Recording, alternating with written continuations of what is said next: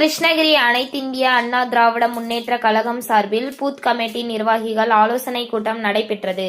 கிருஷ்ணகிரி அனைத்திந்திய அண்ணா திராவிட முன்னேற்ற கழகம் சார்பில் booth committee நிர்வாகிகள் ஆலோசனை கூட்டத்தை கிருஷ்ணகிரி கிழக்கு மாவட்ட செயலாளரும் கிருஷ்ணகிரி சட்டமன்ற உறுப்பினருமான அசோக்குமார் தலைமையில் நடைபெற்றது.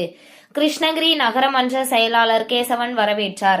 அதிமுக துணை பொதுச் செயலாளரும் வேப்பனப்பள்ளி சட்டமன்ற உறுப்பினருமான முனுசாமி ஆலோசனை வழங்கி பேசினார். அவர் பேசியதாவது, வரும் 2026 சட்டமன்ற தேர்தலை நாம் எவ்வாறு சந்திக்க வேண்டும் என்று நமது பொதுச் செயலாளர் கடந்த 2 ஆண்டுகளாக அனைத்து நிலை பொறுப்பாளர்களுடன் பேசி ஆலோசனை வழங்கியுள்ளார். ஒவ்வொரு வாக்குச்சாவடியிலும் 3 பெண்கள் உட்பட 9 பேர் இருக்க வேண்டும் என்று பொதுச் செயலாளர் ஆணையிட்டுள்ளார்.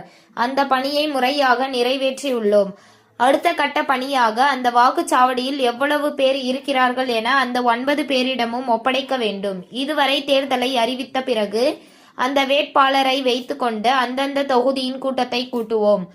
அக்கூட்டத்தில் வேட்பாளரை அறிமுகப்படுத்தி தேர்தலை சந்தித்தோம். அப்போது தான் ஒவ்வொரு வாக்குச்சாவடிக்கும் பூத் கமிட்டியை அமைப்போம். ஆனால் 2026 தேர்தலுக்காக 2 ஆண்டுகளுக்கு முன்பாகவே இப்பணியை தொடங்கிவிட்டோம். அதேபோல் திமுகவும் இப்பணியை துவக்கி செய்து வருகின்றனர். அனைத்து கட்சிகளும் இப்பணியை முனைப்போடு செய்து வருவதற்கு காரணம் யார்? 2026 தேர்தலில் வெற்றி பெறுவோர்களே அவர்கள் தொடர்ந்து 20 ஆண்டு காலம் தமிழகத்தை ஆளக்கூடிய சக்தி படைத்தவர்களாக இருப்பார்கள். காரணம், எம்ஜிஆர், ஜெயலலிதா, கருணாநிதி ஆகியோர் இல்லை. தமிழக முதல்வர் மு.க. ஸ்டாலின் வாரிசு அடிப்படையில் பதவிக்கு வந்தவர். ஆனால் எடப்பாடி பழனிசாமி ஜெயலலிதாவால் அறிமுகம் செய்யப்பட்டு அமைச்சராக இருந்து பின்னர் முதல்வராக இருந்தார். இந்த சூழ்நிலையில் நாம் கடுமையாக உழைக்க வேண்டும்.